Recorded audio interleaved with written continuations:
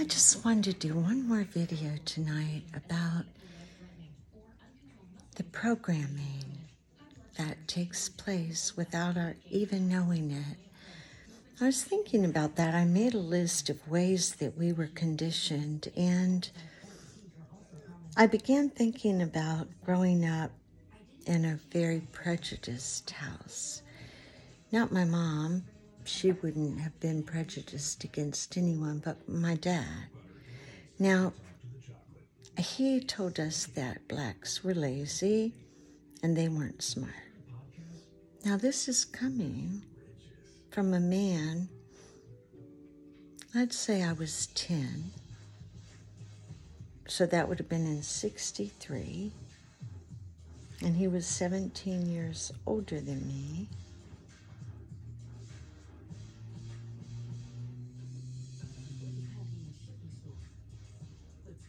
Anyway, the point is,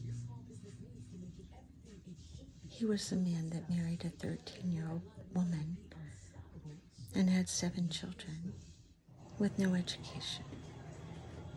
And he was being critical of other people. Nevertheless, I carried that with me, but we didn't have a lot of blacks around us anywhere, not at school or anything, until Clarksburg, and then we didn't have enough that I knew any of them really. And then in junior high, I met some, and I wasn't real close to them, but they seemed absolutely fine. And my grandmother Jones called them pickaninnies. She loved them, but that's just what they were called, what she was taught to call them. And then my other grandmother that worked downtown, she was more prejudiced against Jews. She called them Jew babies and said that just they were tight and watched their money so closely. And so she worked with a lot of them, and a lot of them were her best friends, but she still called them that. And that's how it was. Finally, when I came down to Florida, I hired 3 black women from the state, and what a wonderful experience that was. I learned that they were really people. One became a good friend. The other one really impressed me with her ability to accomplish things, and one didn't work out that well, but she was still fine.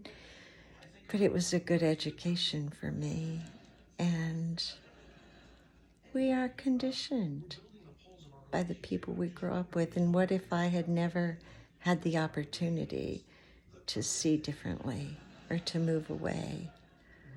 And where did my dad get his 2 cents? I think he got it from being raised around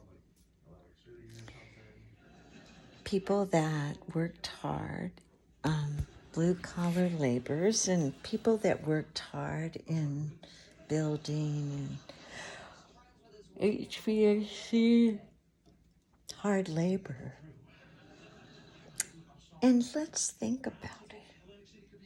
If your whole culture was built around working for something without any reward at all, maybe I wouldn't work so hard either. If that is the case, who knows? I certainly know some hardworking black men and